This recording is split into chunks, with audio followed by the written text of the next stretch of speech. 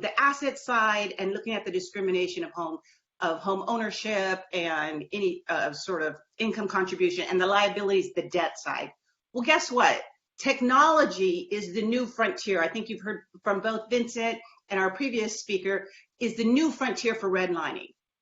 We're taking the data as our artifacts of political, economic, and racial and social racism, and we're taking that data and we're now building these algorithms that create output. So we need to have this perspective and sort of the analysis on these artifacts that we don't perpetuate redlining. Otherwise, this reparation work, we'll be doing it in 10 years again, right? So if we're closing the gap for Black communities, but we don't address technology and how it's perpetuating the redlining, we're going to be addressing that same reparations again. So I hope you see by what Vincent has presented and what we are presented, that the data and how the algorithms work is what's key. That the data disaggregated when we first got COVID, COVID hit our shores in 2019, it was for everybody. But we took that data and we disaggregated it, and we realized that Black communities and Latin communities were disproportionately impacted, right? That the data then helped us understand how we were going to solve the solution, and that it was landing on our Black communities different, and the impact was felt much wider and deeper. Right, that even though the Latinx community had larger cases, the Black community was dying more, disproportionately dying more. So data becomes so key, right? Just in that small example. And so what we've also learned that data now or technology is also a tool to leverage wealth, and that wealth currently exercises its power through politics, and that through the politics protects the wealth. Right, so there's that triangle: wealth, politics, power. Protect my wealth, politics, power. It's a cycle that we witness through Citizens United, voters' rights suppression.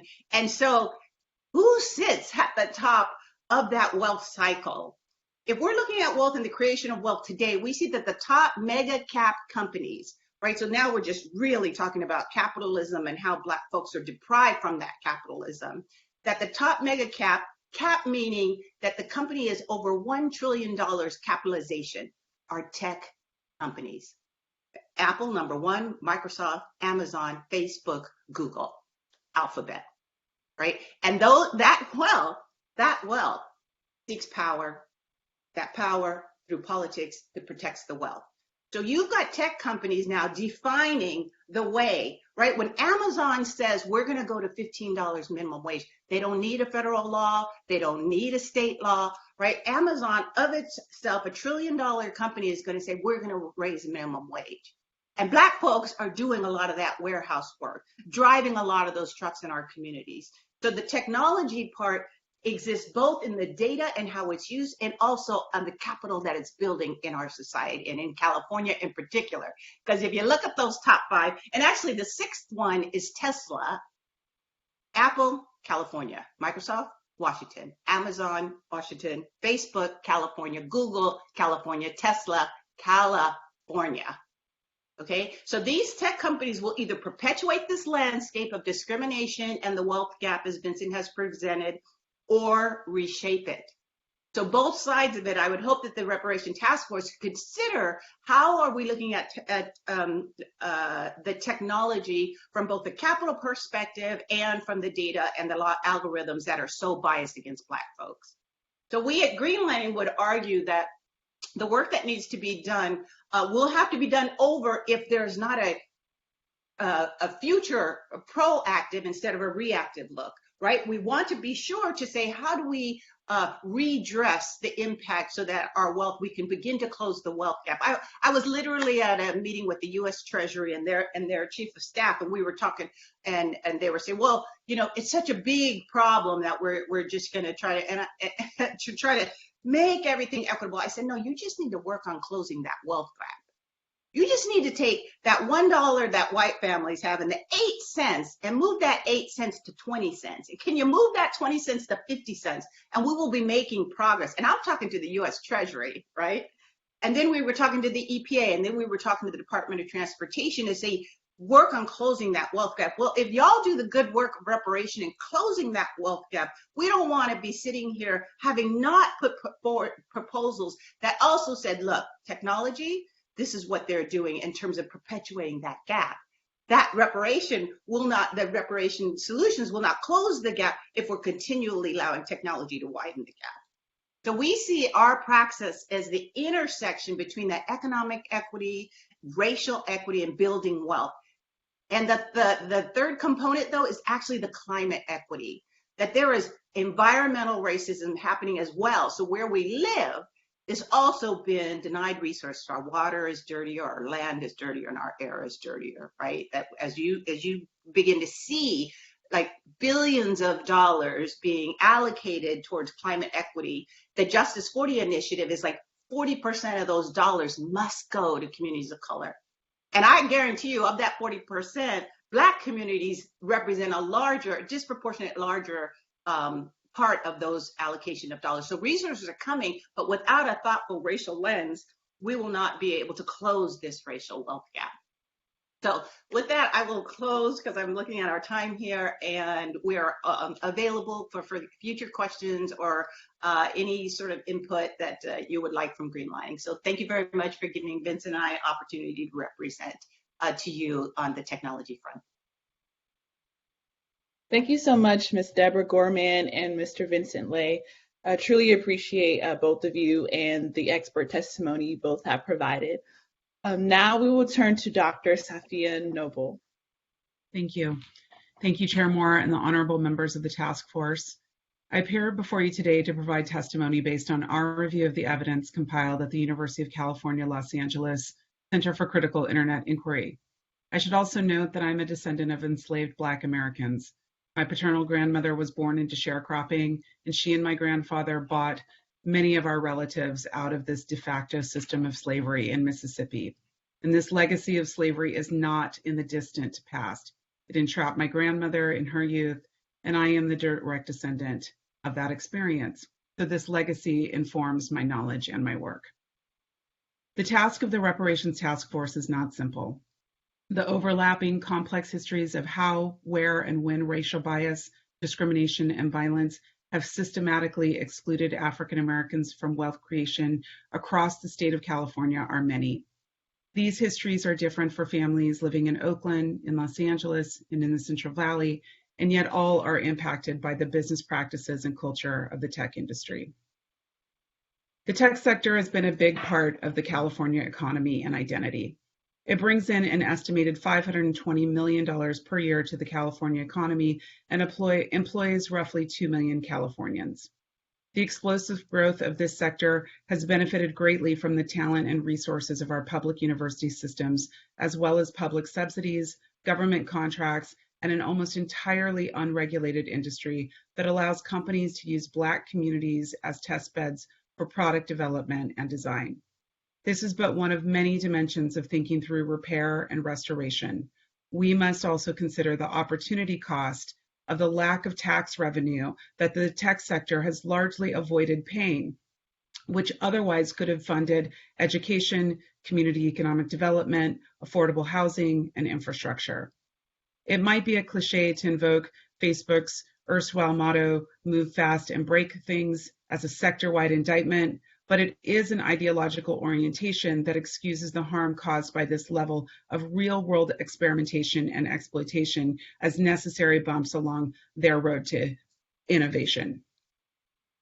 The tech sector often positions itself as a nimble solution to large intransigent problems often caused by the kind of discrimination and chronic underfunding that will make up much of the task force's research mandate. Technical solutions are not mitigations of bias or historical injustices by default, and in fact, often exacerbate these effects and make mechanisms for redress more opaque and more difficult to regulate, hidden behind claims of proprietary intellectual property. In short, approaching these problems with more tech is not the answer. Increasing accountability by the tech sector for exacerbating inequality and violations of our digital civil rights as pathways to repair must also be calculated in your research mandate. It is increasingly challenging to extrapolate the effects of technical infrastructure and the tech industry at large from larger social and economic phenomena. It is becoming less and less likely that someone is able to secure a job, access government services, fix their own equipment, manage finances, earn high school and college degrees, communicate and/or gain access to information without access to the internet or without some element of algorithmically aided decision-making. It is also increasingly rare that the work of government operates outside of tech sector contracts, tying public services to private interests that do not share long-term commitment to the public good. In my own work, I have highlighted the ways in which racial and gender discrimination are part of the organizing logic of the internet, as users and technologies co-create and form social relations, and I have explored how the business interests of big tech companies are often at odds with the health, wealth, and well-being of African Americans. These technologies and the economic interests behind them are compounding factors, and as such, a substantive analysis of these industries must be part of any meaningful investigation into quantifying the economic consequences of persistent historical structural racism in California. As previous testimony before this task force have shown, systemic and structural racism permeate California's economic, social, and infrastructural systems. You have heard testimony about gentrification, official housing policy, and unofficial practice. You have heard about the long-term effects of infrastructural development that restricts movement, promotes segregation, and displaces communities, and the overrepresentation of African Americans among the unhoused population in California. Technology often allows systems to operate at a much faster speed and at a much higher scale, while also making the ability to intervene, question, or impeach more difficult. We offer here, from our center at UCLA, a non-exhaustive list of areas in which the tech industry has contributed to or benefit from racial bias and discrimination. First, according to the National Academy of Medicine, racial disparities in healthcare persist regardless of income, insurance, and severity of illness. Implicit bias exists across healthcare sectors and is made manifest in the ways in which resources are allocated, the way patients are treated, and sometimes even in the design of medical devices and technologies themselves. For example, at the start of COVID-19 global pandemic, a study emerged pointing out racial bias in pulse oximetry measurement. While their use is not entirely novel, the pandemic also saw a rise in the use of automated resource allocation systems meant to ameliorate the challenges of an overburdened healthcare system. However, there has already been evidence of racial bias in one of the most used commercial healthcare systems. These systems weigh risk factors in order to determine outcomes. They make decisions about treatment and allocate resources. Racial bias and discrimination in these systems guarantees the entrenchment and furthering of racial inequities while making them less visible in the system itself. And we know Black Americans are the most overtaxed by these systems. The growth of social media has been swift and extreme, means by which to do community organizing, share and communicate with friends and family, date, build a business, and find a job. Amnesty International and Element AI launched a project in 2018 that showed African American women as dealing with the most abusive online attacks via social media. This includes personal attacks, professional attacks, physical threats, doxing, and revenge porn leading to stress and potential financial precarity. Fundamentally, social media's business model is premised on extracting increasingly granular levels of personal data and then generating advertising sales based on gathered data. This extractive model has precipitated a series of crises that disproportionately harm African American communities at scale, including the aforementioned harassment, voter suppression, misinformation related to COVID-19, and seemingly unfettered space for white nationalist violence to foment. Research exploring the persistent effects of experiencing racism online suggests an increased stress level that can contribute to long-term chronic illness and mental health challenges. Tech companies often position themselves as in the vanguard of sustainable technologies and business practices, but the environmental effects of e-waste, shipping and packaging, and energy consumption have never fully been calculated comprehensively with an eye towards historical accountability. E-waste is an exponentially increasing problem of waste management, requiring new protocols and recycling programs to address the risks of introducing a wide range of toxic materials into communities. Lead, mercury, cadmium, and other metallic substances are routinely found in cell phones, computers, and electronic components that are endangering ecosystems and communities. While California has pioneered laws regarding e-waste recycling and management, there is a lack of longitudinal data to illuminate this phenomenon and a lack of accountability aimed at manufacturers and producers rather than consumers. Historically, African American communities have borne the disproportionate brunt of the deleterious effects of proximity to waste and waste management. In addition, technologies such as Bitcoin rely on Bitcoin mining to produce more assets, deepening dependencies on high-powered computing. Bitcoin mining is designed to be resource intensive so as to keep the pace of production steady. Its market controls depend on massive energy consumption. With the meteoric increase in interest in blockchain technologies that provide the foundation for cryptocurrencies as well as the NFT market, we can expect this practice and its environmental impact to follow suit. Across the tech sector, there has been widespread and well-documented underrepresentation of African American workers.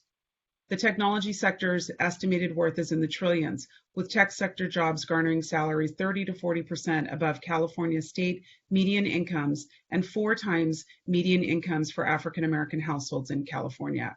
According to a 2020 Crunchbase report, African American and Latinx entrepreneurs combined raised just 2.6% of the total venture capital funding awarded to company founders in 2020, with one of the report's authors, Marlene Orozco, emphasizing that one issue at the heart of why the existing racial wealth gap is exacerbated by historical gaps in community wealth is combined with the limited exposure and opportunities to secure capital.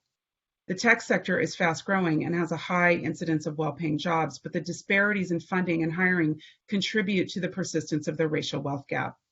African American employees are often then subject to racism within their workplace, and in some instances pushed out for doing the very work they were hired to do. Reading firsthand accounts create an eerie echo with research that features early African American tech workers. Recurring themes of not belonging and feeling alien recur. Additionally, increased use of AI-assisted hiring programs should give us pause, as instances of racial bias are common in resume filtering and in the technologies that rely on facial recognition. The impact of the tech sector on housing affordability is significant. The tech sector itself has a history of drastically affecting housing affordability in its vicinity without taking surrounding communities into account. In addition, the term digital redlining has been used to describe 2 distinct phenomena.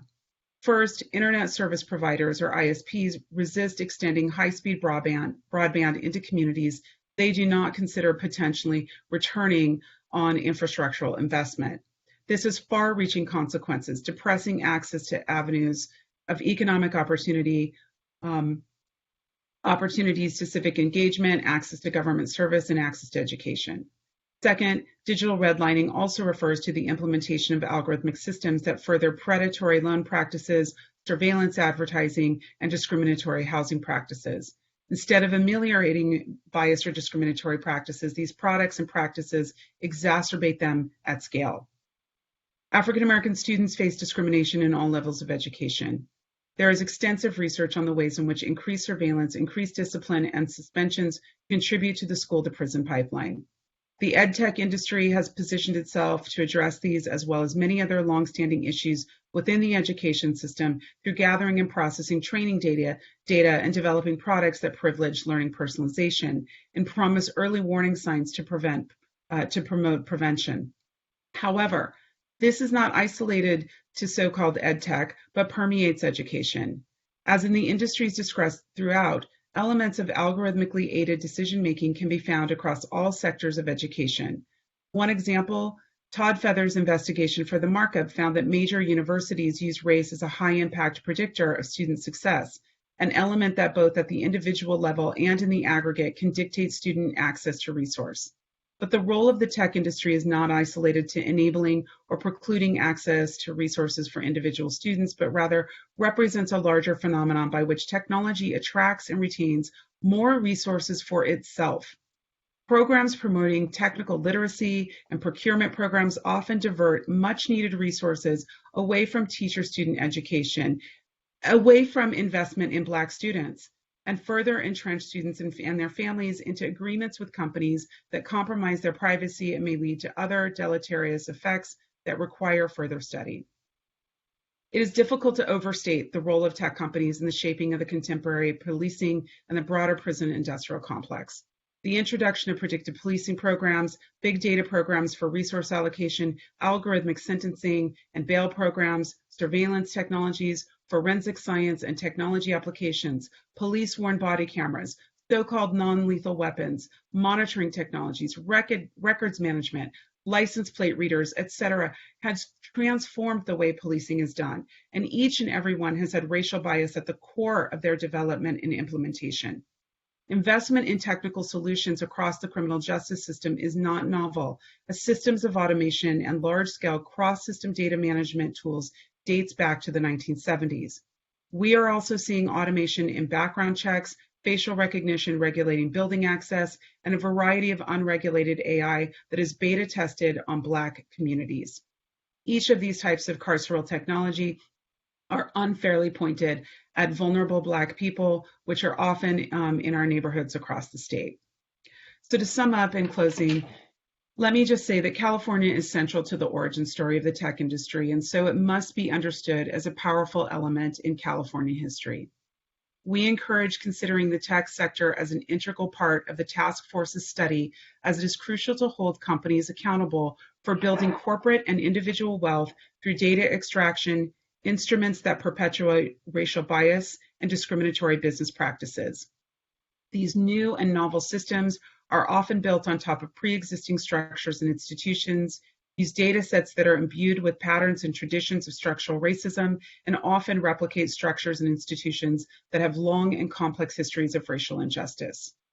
African Americans have always been users of and advocates for technology, often creating new businesses, platforms, and strategies to carve out space for fostering joy, mutual aid, connection, strategy, and wealth. We implore you to recommend long-term funding to the state legislature as part of your mandate, such that longitudinal studies into the issues we have raised here today could help us realize restoration and repair for historical discrimination by and through the technology sector.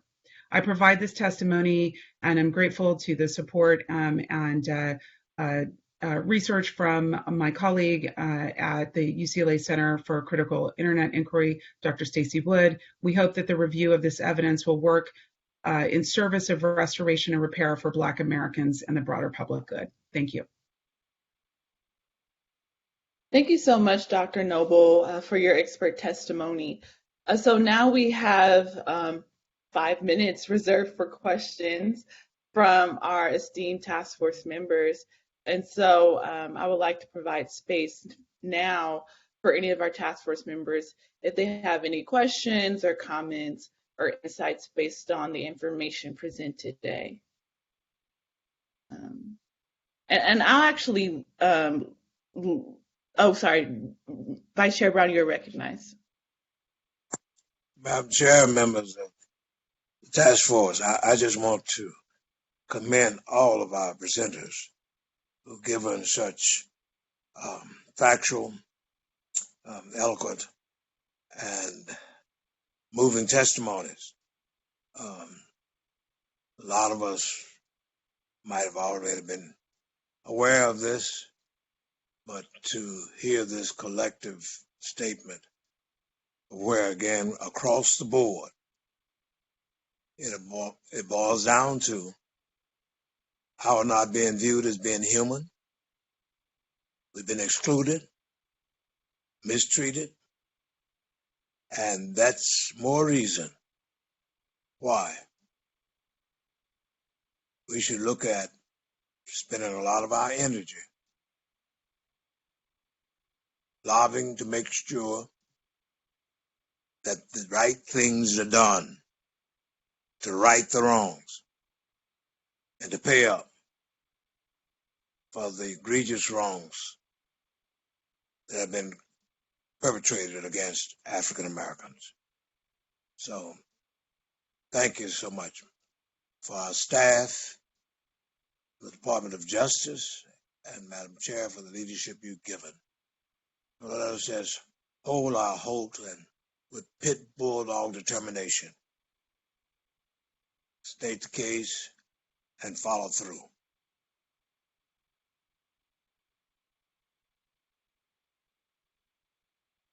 Thank you so much for that, Vice Chair Brown.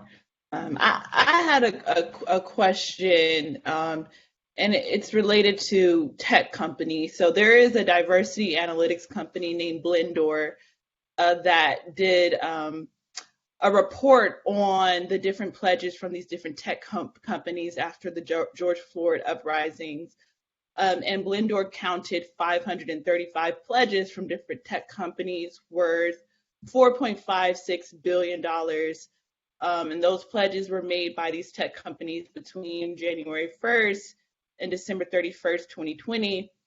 But the report revealed that these tech companies that made these Black Lives Matter pledges or statements have also 20% fewer Black employees on average than companies that did not make similar pledges and statements. And the report also concluded that there's little evidence of tangible progress overall, despite this $4.56 billion worth of pledges made by these different companies. And so I guess my question is to, the experts on the panel, who may or may not, have, stayed up to date with some of these pledges with these tech companies. What are your opinions on these pledges, on the progress of these tech companies in acknowledging, anti-Black discrimination? If y'all have any thoughts or insight on that, I would love to hear that.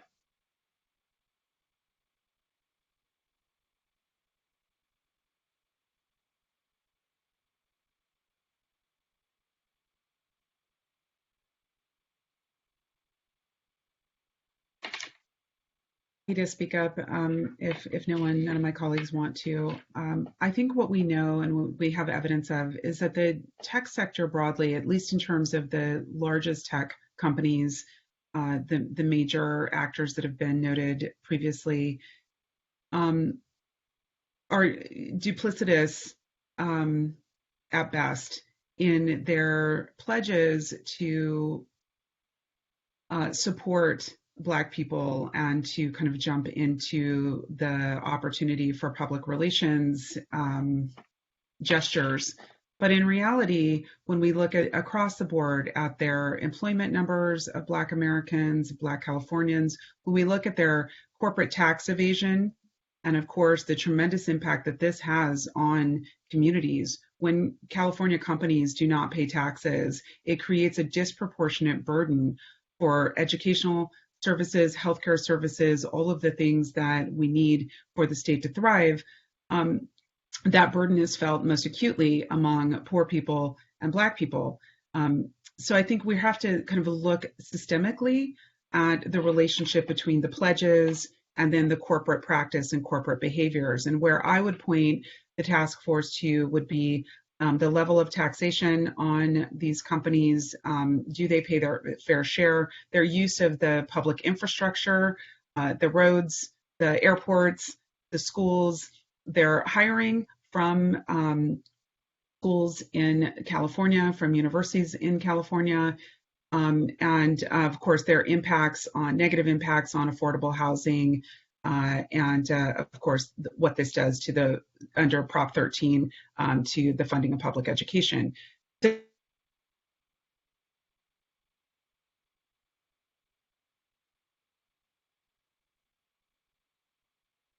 think you might have went out. I think Dr. Noble went out. So we'll go to cannot compare.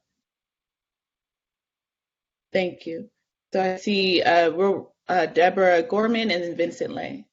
Yeah, real quick, I would also, reinforce what Dr. Noble just said, but there can't be accountability without some transparency. So I would just offer that the CRA, which is a federal regulatory, the Community Reinvestment Act, helps us hold banks accountable because there's a transparency that they have to report the amount of investment that they're doing in communities. So at Greenlining, we're allowed to call a bank in and point to the data, and because we have a regulation on file that allows us that leverage, and that regulation is supported by the Federal Reserve, the OCC, and the FDIC. Right, so there's some teeth in order to have the accountability because we can collect the data and we can disaggregate it. So that's what we need that for companies, right? We just need to be able to say, and this is the heavy lift, it's permissible to collect the data and then analyze it and hold you accountable to these goals and these sort of, hashtag beyond the statement.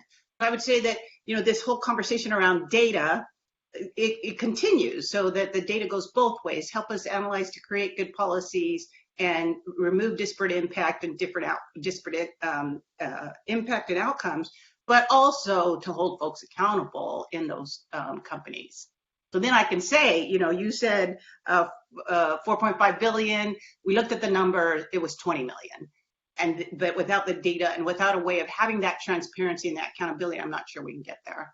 Vincent? Yeah, I just wanted to add that, in California, we have the Supplier Diversity Report Card. Utilities are required to report their procurement with minority-owned businesses, as stated in the legislation. And really, no one looks at it except for Greenlining, and we actually we grade them on their performance. And I think that kind of grading, that kind of oversight, where people are actually held to their promises. So that Blendoor report is the type of stuff that we need to be doing to make sure folks are living up to their commitments.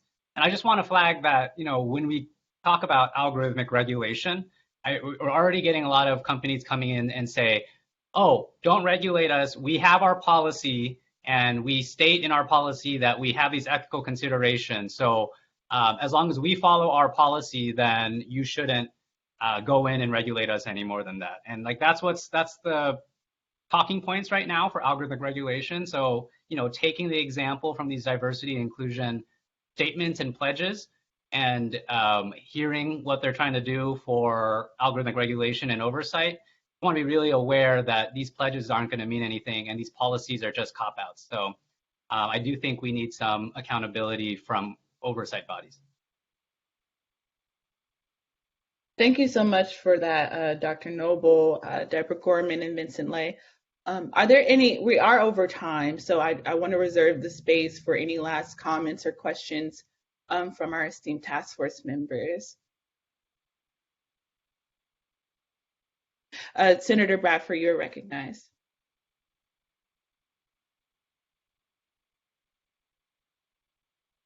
Thank you, and I appreciate the presenters and their information. I just want to respond to the fact that comment that was just made that there's no oversight. The legislature requires an annual update on what he referred to, Greenlining GO General Order 156, which was started 35 years ago by the late Gwen Moore. And since I've come to the legislature, we've expanded upon that to not only deal with the utility space, but the insurance space, the cannabis space, and as well as have annual updates as to the level of participation. And sadly, those numbers have increased as far as spend, but what we found out instead of what truly minority-owned companies, those which was once white male controlled are now controlled by their wives or their daughters now, and that's how that spend has increased. But yes, the legislature, we monitor that. It's important that we continue to monitor that, and we've tried to expand upon, again, General Order 156 to make sure that they live up to the commitment that they've made. So, and I would just comment again, great information and just personal story. My first job out of college was with IBM. I was a marketing rep selling technology in the 80s.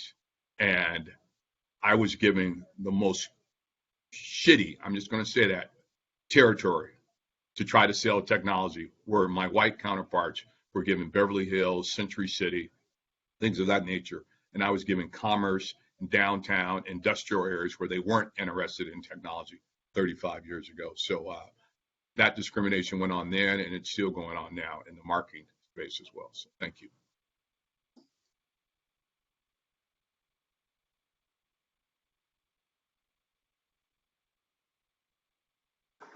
I think I've been recognized. I can't really hear Chair Moore. But yeah,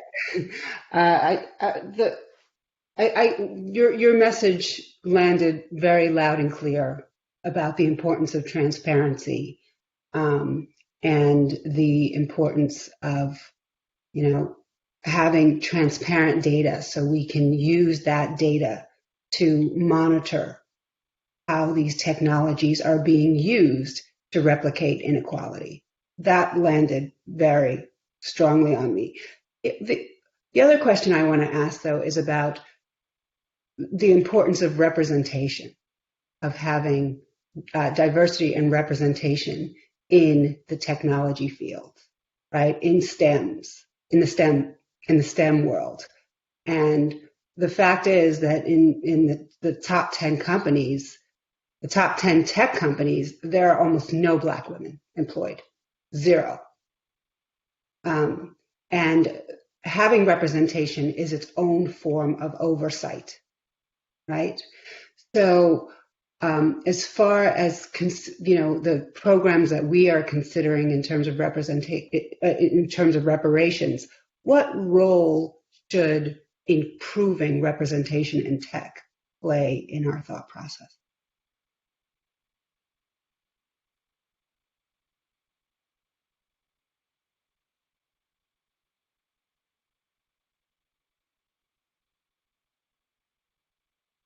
Well, let me jump in here. When we are using, especially like Geo56 or the CRA to hold, let me just use banks accountable, we actually ask for their diversity of their board, diversity of their leadership, the diversity of their supplier, the diversity of their philanthropy, right? Because they all have a foundation that they try to do work through instead of doing it on the corporate side. So that is one of the key ways to actually get a different perspective at the table. So it's included when we speak so broadly, the diversity that we're looking for, it starts at and sort of works its way through the organization. And then we also look at, the products and services. What's that diversity look like? I think we've been talking a lot about the products and services that are manifested through these companies, but we also are talking about the organizational structures and then the policies and practices that they have. So it's a broad umbrella, and when we issue these reports, we're ticking through all of that. And I think, frankly, you're going to see the backlash, because we get quite a bit of backlash, and we're going to see this backlash when we try to put a Black woman on the Supreme Court. You're going to hear the arguments. You're going to see the arguments that is the trope that is being used by corporate America. And so I'm really fascinated to see how we try to position whichever Black woman is put forward and the shortcomings thereof, because I think that's exactly how corporate America will be looking at it.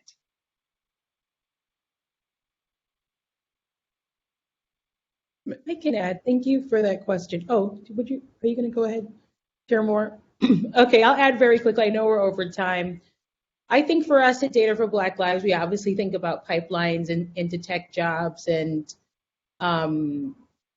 what does that look like for young Black people. But I think so much of it does start with math education. And one group that we work closely with is the Journey for Justice Alliance. It's an alliance of over 40 organizations across the country. A lot of the leaders of this movement find their lineage in descendants of slaves, and they did an amazing report that showed the different course offerings based on schools, based on districts, based on neighborhood, and it was startling to see where they're offering advanced math courses and where they're not.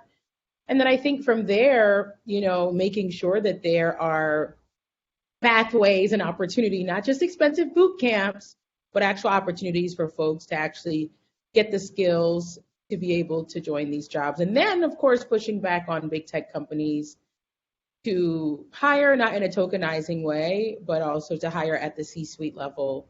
And part of our fight at Data for Black Lives is to ensure that's done, and it's not just lip service, because it has been a lot of lip service. People can give donations, but it's hard to give up power and decision-making power in particular. Member Montgomery Steppe, you had a question? You're recognized. Thank you, Chair Moore. I'll try to be as quick as possible because Ms. Gorman brought up the Community Reinvestment Act. And at the local level, I serve on a reinvestment task force that is directly tied to that act. And what we find is that we have to do the reports, and we receive the reports. And there's sort of this period of time where after we receive the reports, there's this finger wagging, like you guys aren't doing enough. And so then it becomes, let's, the banks get together and say, let's do more, sort of in the form of charity or different programs, but it doesn't turn out to be real accountability or systemic change. And so I guess my question is, I think the model is something we can build a foundation of, but how do we build accountability into that model where we can measure it as opposed to, making these big tech companies, banks feel bad and then using the pressure tactics to get them to do more, and there's no real systemic change.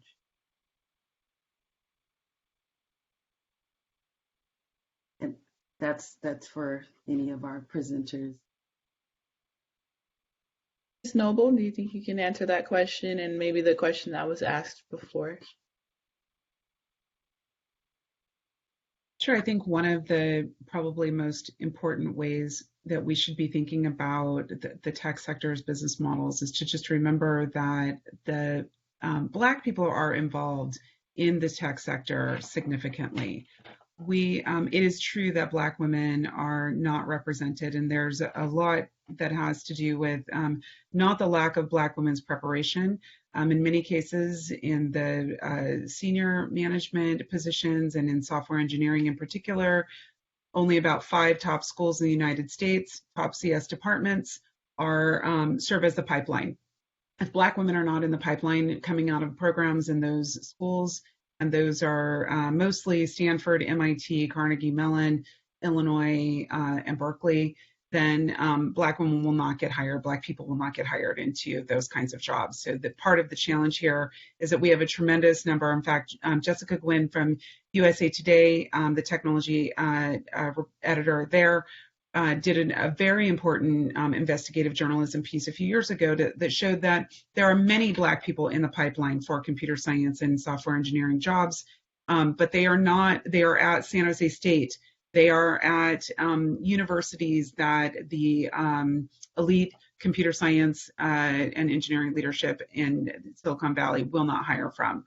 So we want to ask ourselves about this kind of relationship, the structural relationship between particular universities outside the state of California and inside the state of California, the tenuous relationship, of course, between preparing a workforce of Black people in California, which typically would happen in the University of California and the CSU systems, but those systems are profoundly defunded, quite frankly, by the lack of tax revenue that does not come in from the tech sector. So we want to understand these like as a systems problem, I think, and not put this back on the burden that Black women themselves are not prepared.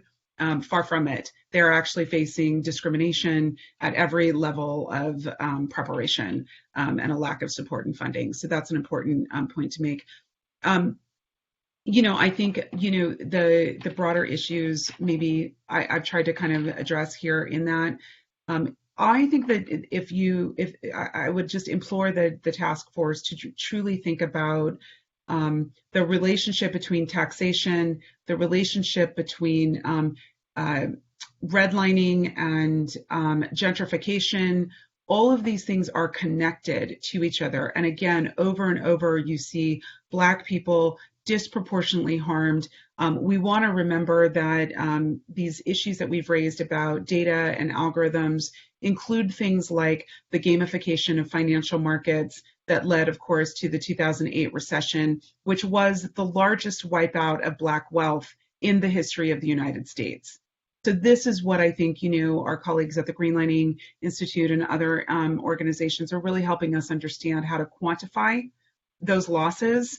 We're talking about all of the gains for Black Americans, the gains from Reconstruction and the gains of the Civil Rights Movement effectively wiped out in the 2008 recession. That is a significant issue. And of course, you can look here in Los Angeles, where I am, at communities like Baldwin Hills and East LA, parts of East LA, South Central LA, and you can see the massive gentrification, the loss of Black home ownership that is really predicated upon things like the type of taxation policies and public policies that we have in place that are really exacerbating and compounding these issues.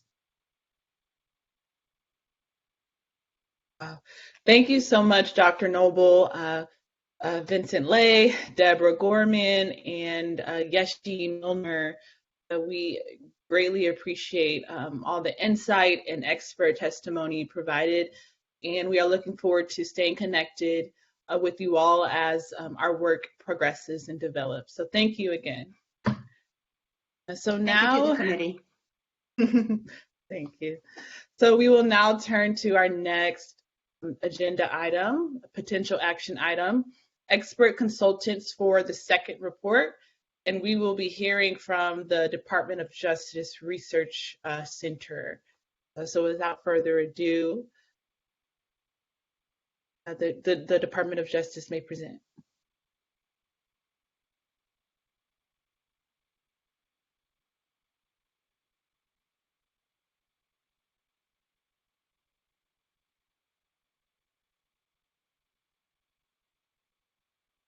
Chair Moore, this is Aisha. I will check with Trini. I think we might have to promote the speaker from attendee. Hold on. I just did. Oh, I just great. did. Perfect. Thank you, Trini.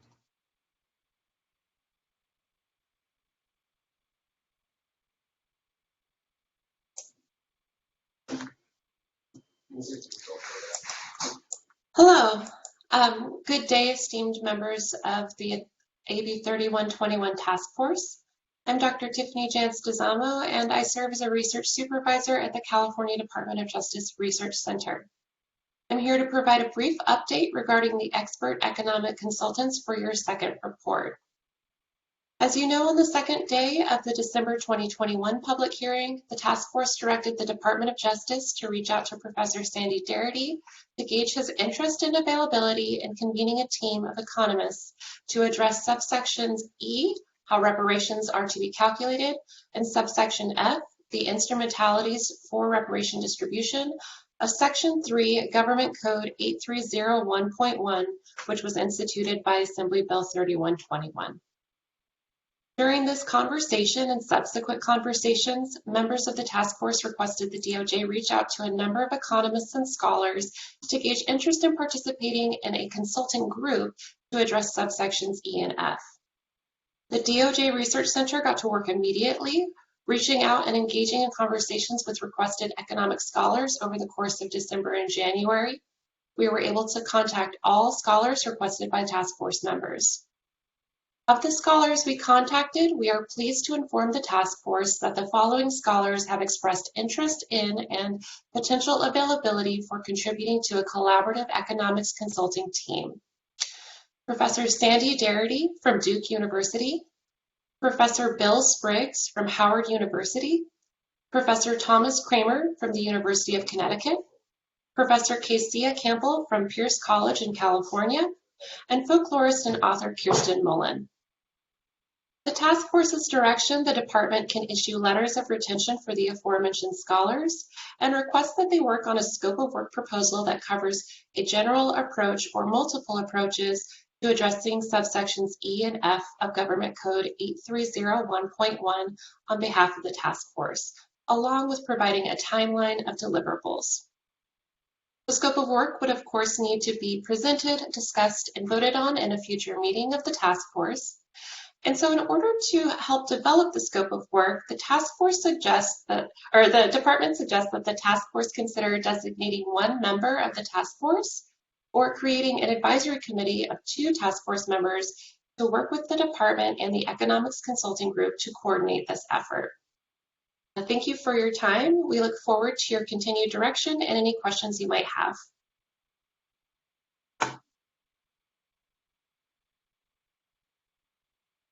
Thank you very much for that comprehensive update. We have 10 minutes until lunch, and so I will leave this space for task force members to ask any questions, provide any comments or insights based on the information that we just received.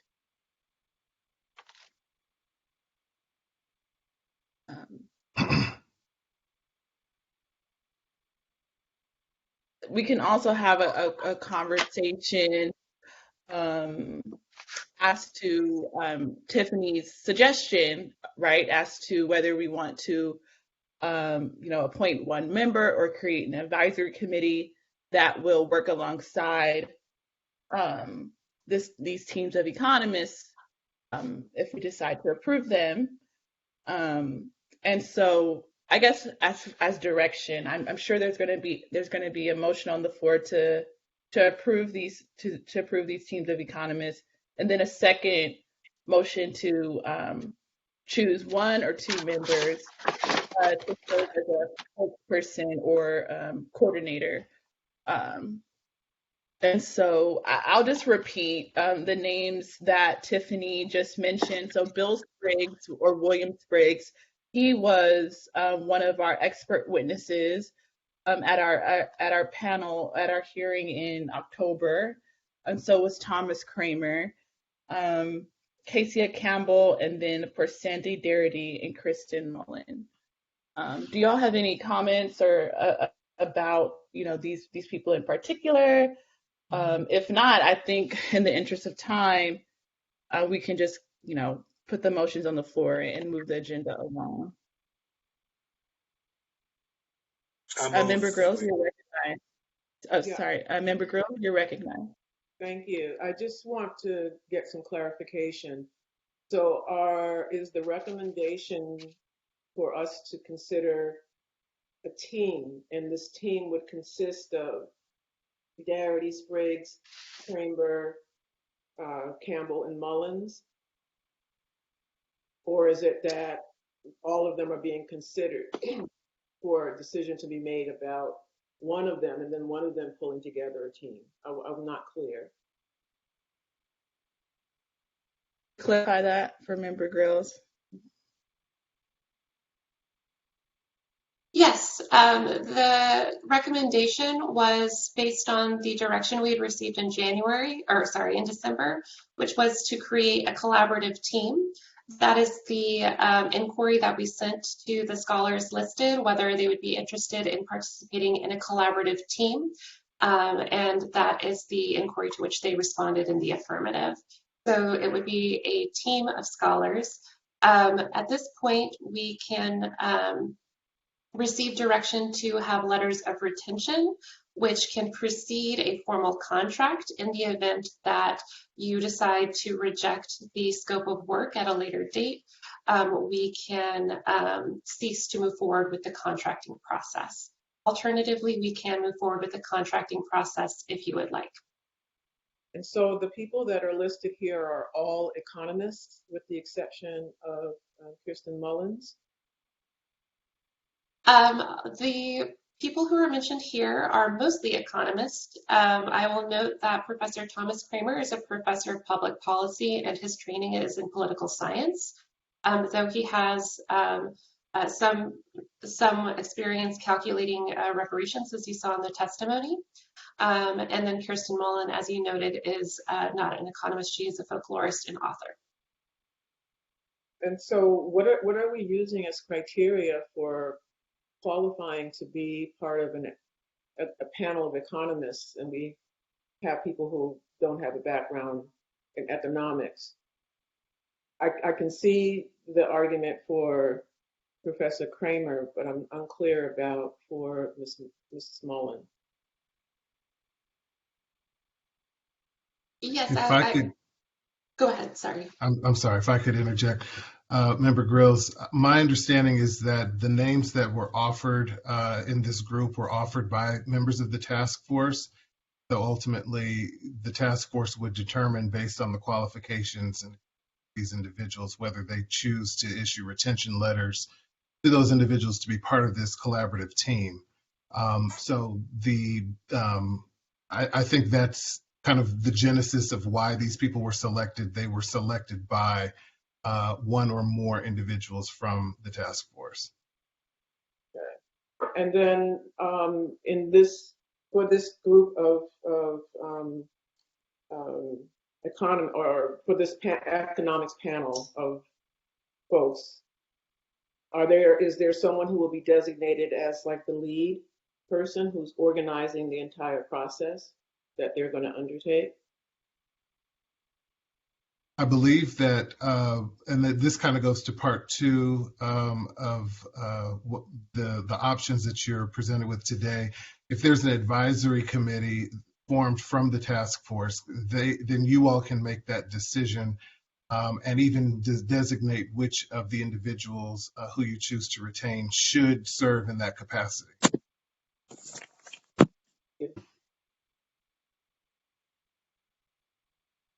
I know that the DOJ, vetted the list of economists that we provided to evaluate their interests and to figure out who wants to be a part of this panel. Are there any of the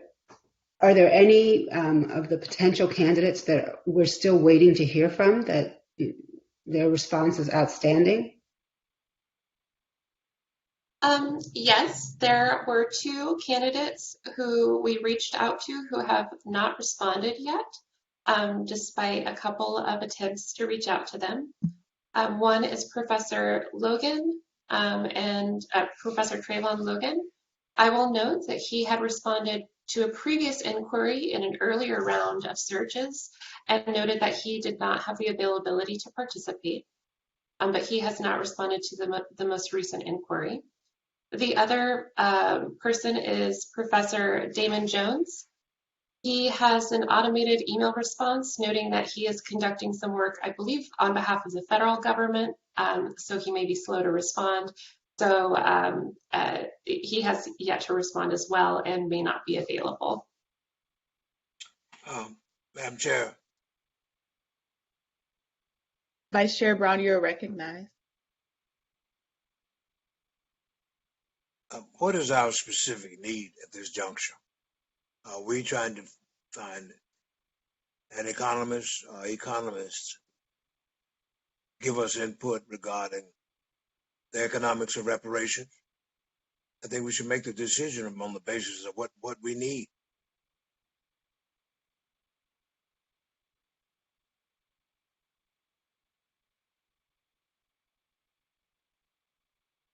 So just to again clarify to Dr. Brown's point, this team has been tasked with satisfying sections E and F, which again detail how reparations will be calculated and the instrumentalities of how reparations would be distributed. So those are the 2 questions that this team will be tasked to answer. To your point, that could include, economists obviously would be required to be part of that group, but to the extent that there are other voices that would be able to weigh in on how not just the calculation, but the distribution part of it as well, that may factor in to the ability to present this second report.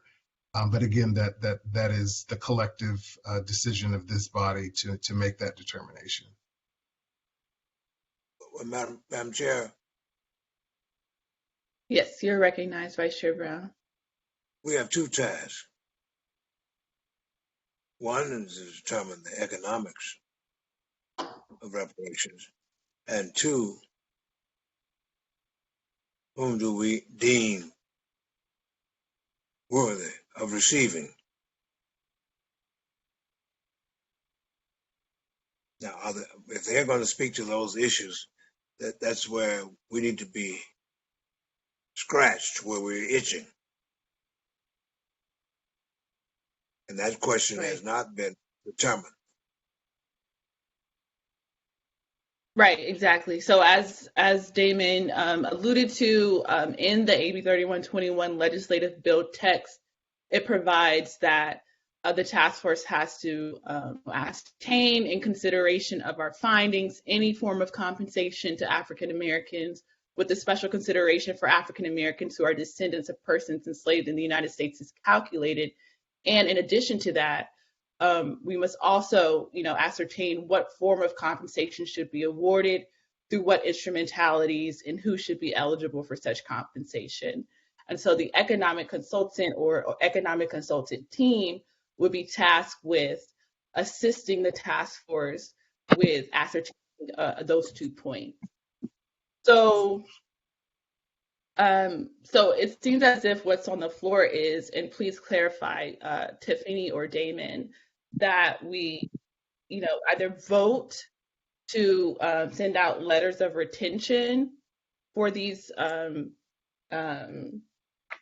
that you identified, and or did you say instead of just sending out letters of retention, we could vote to just contract with them without sending that letter? Is that what I heard? If not, please correct me if I'm wrong. I wanted to make clear what the recommendations are from the research office. Yes, to clarify, the option presented originally was to approve retention letters going to the aforementioned scholars. An alternative option is to approve moving forward with a contracting process before the scope of work is presented. The original proposal was the letters of retention, and then following the presentation of a scope of work, the task force could decide if they'd like to move forward with a contract and approve the scope of work. Did that answer your question? Yes. So I just would like to ask another follow-up question just so I'm clear.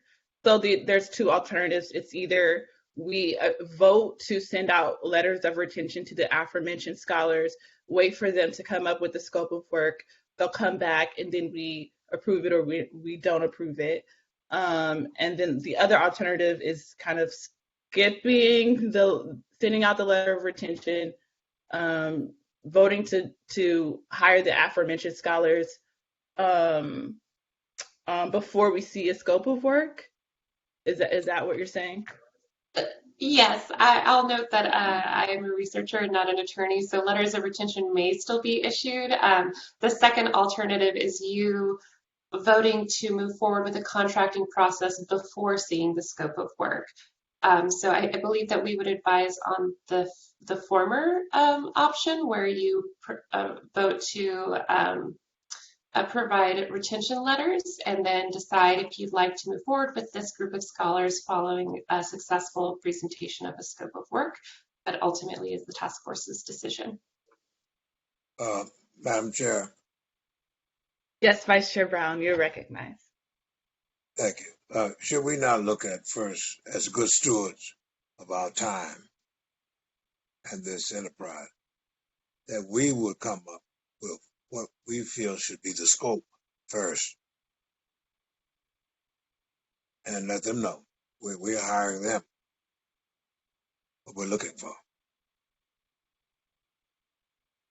If I may, Chair Moore, to Dr. Brown's point, if the task force authorizes the issuance of the retention letters, the advisory committee that we are suggesting would be helpful, comprised of members of the task force, would work with these experts in developing the scope of work. My understanding is that they already have questions concerning the scope of work, and that the answers to those questions can only come from you all. And so it would be a collaborative process that the task force would work directly with the experts on defining the scope of work that satisfies the 2 subsections that we referenced earlier about the calculation and the distribution of reparations. Yeah. Okay. Member Holder, you're recognized. Yeah, this is such a foundational, critical issue. Number one, I don't think that we should have a advisory council or a single person from the task force figuring out what the scope of work is. Because this goes to all of the most critical issues that we need to decide as a body representing different points of view. So I don't accept that recommendation. The other thing, I have a great deal of discomfort with the limited number of experts who we have options for to be on this panel. I do think in terms of calculating, which is going to be the critical work of this panel, it needs to be economists. It needs to be a group of economists with expertise in doing this sort of quantifying and calculating operation. And I also have discomfort with the fact that some of the folks who have been selected as potential people for this panel are coming to that body with sort of a prejudgment about how reparations should be distributed and to whom it should be distributed. And I'm just being very transparent about my discomfort about that, because I think in terms of who is eligible for reparations, that is for the task force to decide. And I am not comfortable with having economists or experts who already have a strong opinion or strong prejudgment about that.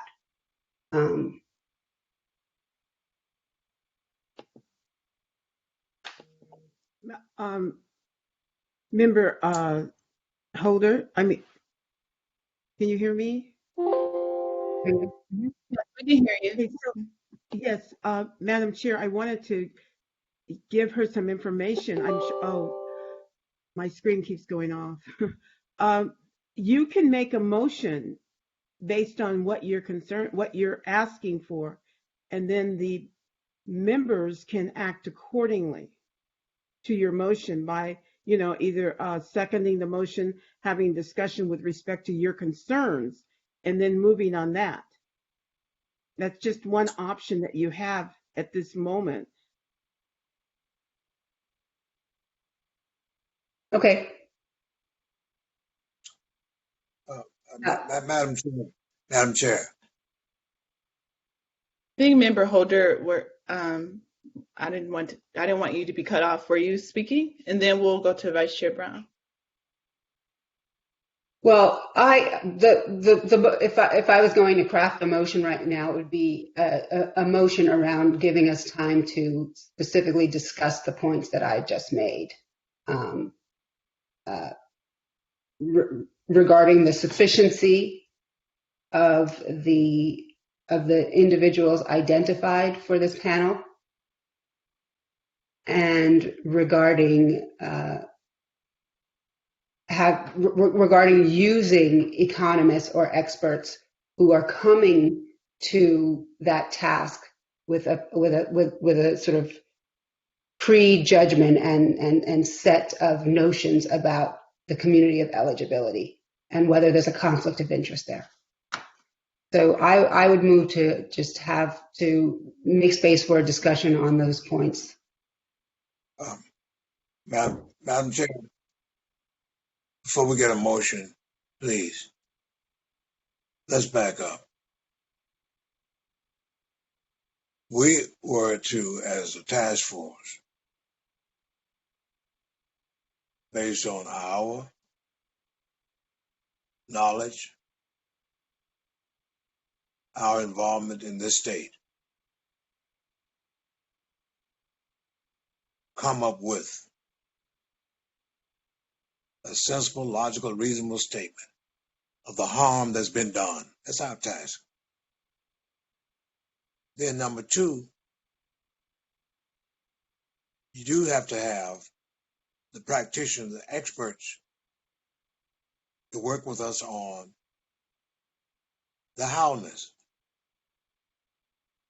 in terms of giving relief for this harm. You will need economists. And the other issue is who is to be considered for reparations.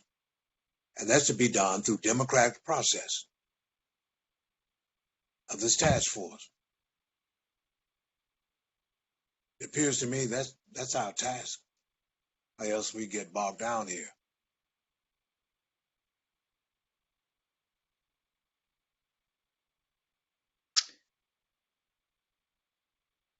Okay, Madam thank Chair. you. Yes, Madam sorry, go ahead. Yes, Member Holder has placed a motion on the floor, and yes, and you have to entertain her motion as to whether or not it will be seconded and then discussed and voted on. Thank you, Parliamentarian Johnson. That's what I was going to do, to carry the motion. Can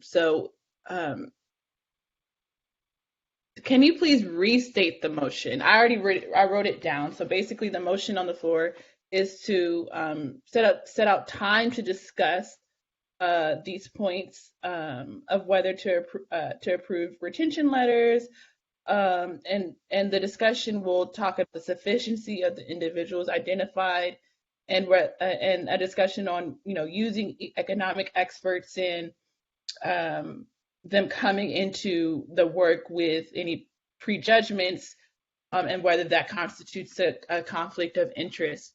Does that encapsulate your motion, Member Holder? If not, I would just respectfully ask you to restate it so that we can move the conversation along. I think that sufficiently encapsulates the motion. I can try and tighten it up a little bit, but the bottom line is the motion is to have to do a deeper dive into the 5 individuals that have been identified as the potential panel, and whether any or all of those individuals could potentially have a conflict of interest in terms of carrying out the task force's directives in terms of the scope of work. Is there a second?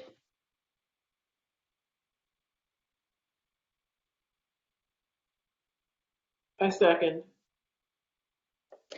So it has been properly moved and seconded to have a discussion where we do a deeper dive on the 5 individuals identified by the California Department of Research, and whether these individuals, any or all of them, have a conflict of interest that might impede on the task force directives. Is there any discussion on the matter? And just, yes. I'll just start off Chair the Moore, discussion by saying, can I add a few go things? ahead, Member Tabaki. Go ahead. So You're right. again, this is just thinking out loud with the task force and not taking a position one way or the other. It just seems that there's enough uncertainty that further discussion seems to be in order. To know more about where the candidates, how they might respond to some of these questions, I think would be good. I think it would be also good, Dr. Jans, to know who was asked and then who declined. You didn't present that part. So I think we just need a fuller, Lisa talked about a deeper dive in the analysis of this. And in the process, I think the discussion will come out about what Dr. Brown says about the class of eligibility, because it's necessarily connected to that. So if the motion amounts to let's set aside the time necessary to make sure that we've got the right experts who will be objective enough and expert enough to serve the task force in terms of what their directives are. I think if I'm understanding the motion, that seems to make some sense to me.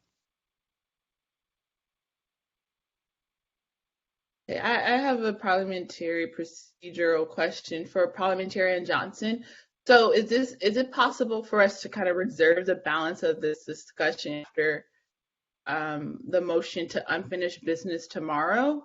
Or would this have to be, itemized as an agenda item for our next hearing? And Well, this item is set for action, so it is as part of the presentation. It says possible action, so you're in order to take action, and as such, you can defer it to unfinished business tomorrow because it's already it's on the agenda with respect to the presentation that was made. As it's agendized, it says with possible action. So if that's what you prefer to do, you Madam can Chair, have. Okay, thank you, Parliamentarian John, for that. Vice Chair Brown, you're recognized. I just want to be mindful that we're 17 minutes into the lunch hour. So, Vice Chair Brown. I would move that we take. But there's a motion on the floor already. Sorry, you were going out. I didn't hear you. I give substitute motion that we move to put this item on the agenda tomorrow for action. Okay, you want to, Mr. Vice Chair, you want to just table it until the time certain. So you can move to table it until unfinished business. And you don't have to, no discussion, you just vote on the table and move on. Okay. Okay, so that way it takes precedence over any other motion. Just move the table. Yeah, I move the table until tomorrow for action. Okay. Okay, is there a second? Okay, it's been properly moved and seconded. It's just, you just vote on it, okay? Okay, so Parliamentarian Johnson, may you please cue a roll call vote? Yes, Madam Chair, we're voting on the motion to table it to a time certain tomorrow at unfinished business. Your vote, Madam Chair? Aye. Madam Chair votes aye. Vice Chair Brown? Aye. Vice Chair Brown votes aye. Member Bradford? Aye. Member Bradford votes aye. Member Grills? Aye. Member Grills votes aye. Member Holder?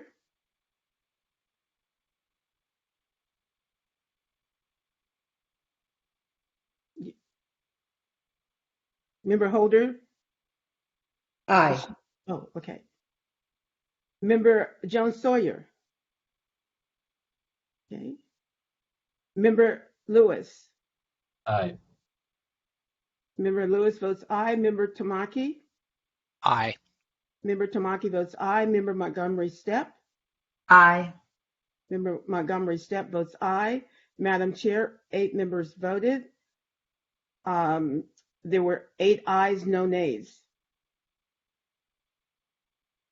Thank you, Parliamentarian Johnson. There are 8 ayes and 0 nays. So the aye has it and the motion carries. We will continue this discussion tomorrow under the unfinished business portion.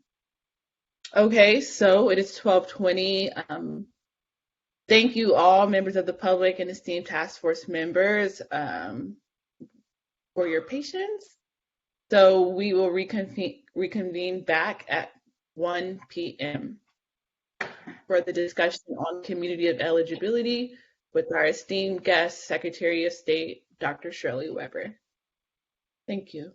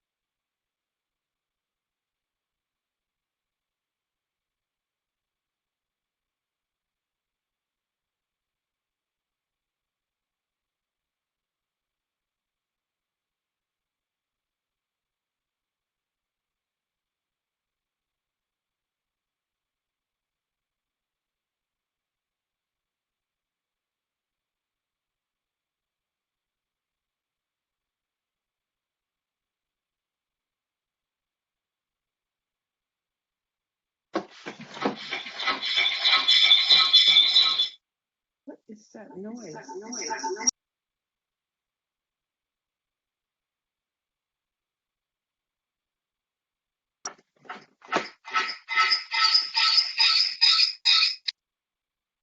Hey, Doretha, you may want to. Oh, perfect. I'm trying to. I'm Your trying audio. to. Yeah, if you have two devices at the same time, it'll cause feedback.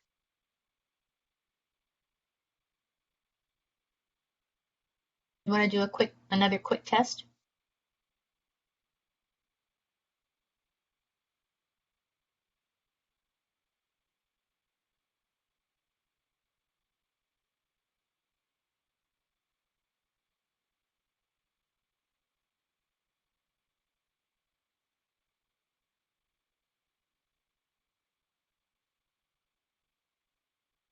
Hello there.